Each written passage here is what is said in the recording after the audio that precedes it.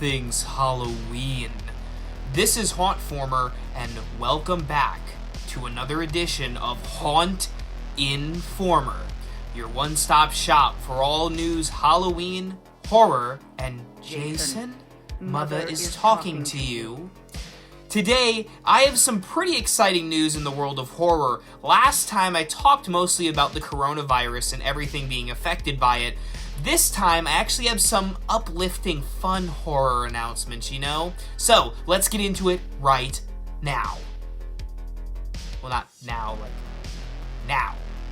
Up first, 3 TV shows in the works currently.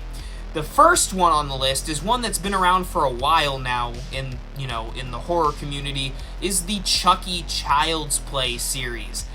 There are more developments being made about this show. It's being pushed back to 2021, obviously because of coronavirus, but apparently the plot is Stranger Things-esque about a group of kids who have to take on Chucky. And apparently, rumor has it, Jennifer Tilly is going to be a part of the show in some way, carrying along the story that we saw in Cult of Chucky and expanding it to the TV show. That's pretty awesome. We also have another announcement that a new Goosebumps show, yes, Goosebumps show, is in the works as well. Even writer R.L. Stine released it on his Facebook page. This is pretty exciting stuff. We have not seen a Goosebumps TV show since, the 90s. Which, speaking of which, does anyone remember those old games they used to have of the Horrorland series? Those were epic. And makes me wish I still had a Wii and a Nintendo DS. And there was also a cool Flash site with the Goosebumps stuff, too. And if you're into Goosebumps, you might want to check out my friends over at Lord Grimley's Manor.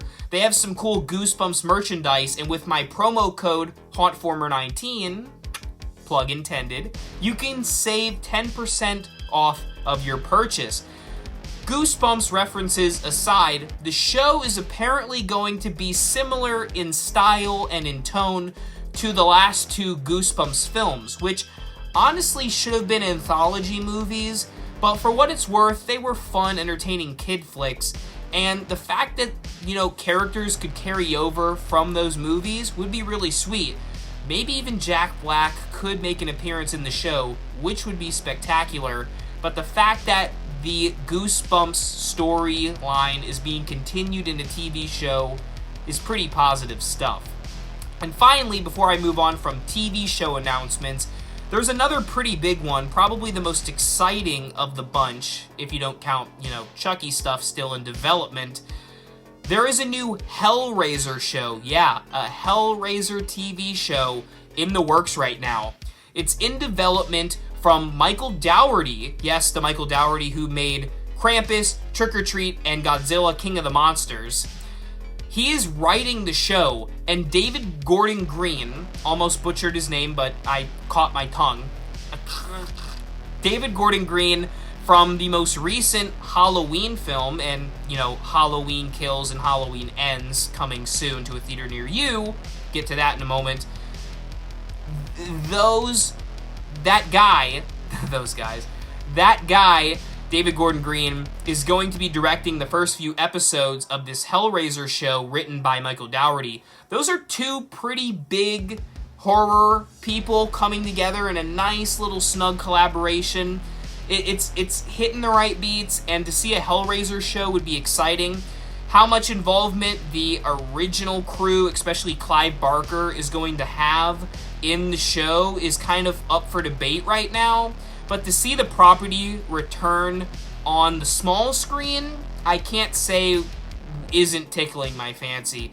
And I just remembered, speaking of TV show stuff, you can check out on AMC soon, in May, early May, the Creepshow TV show that was premiering exclusively on Shudder. They're now bringing it to the mainstream, to AMC, so if you have yet to see the Creepshow TV show, now's your chance, so you have no excuses.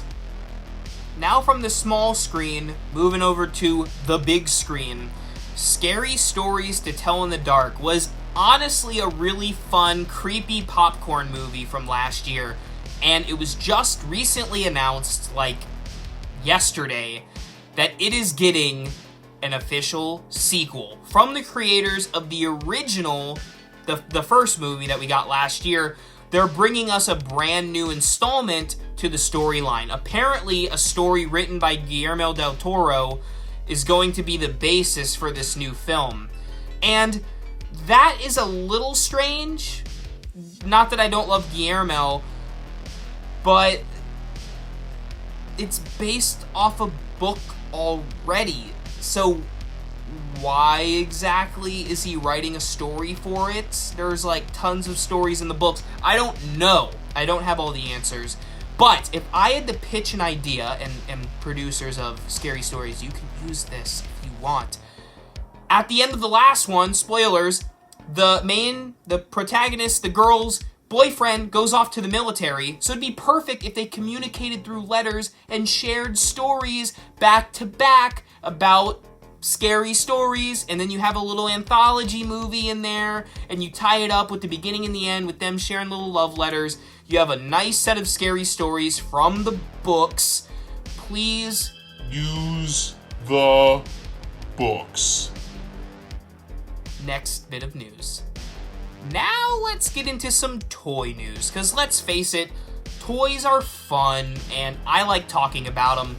There were some pretty big announcements revealed in terms of horror toys back at Toy Fair a few months ago, including some really cool releases from NECA. Some of these releases include their Ultimate figures, such as a brand new Ghostface, Pennywise, Alien Xenomorph, and Predator. And you also have some of their cloth line of figures, also with Ghostface, also Roddy Piper from They Live, which is awesome. And we're even getting some Jaws figures, so that's pretty sweet too. On top of that, we're also getting some new waves in their Toony Terrors series. I have some myself, the Leatherface in particular, and it's dope. But they're also coming out with some new ones, including Ash from Evil Dead 2, Valak from The Nun, Count Orlok from Nosferatu. We're also getting Victor Crowley from the Hatchet series, Reagan from The Exorcist, and more that you can shake even more sticks at. It's a lot of Toony Terror fun. And finally, on a more somber note, if we want to go that deep, there has been a recent announcement that isn't exclusively horror-based, but I really wanted to talk about it because it's important to me, quite honestly, and if you're a fan of movies, it's probably important to you too.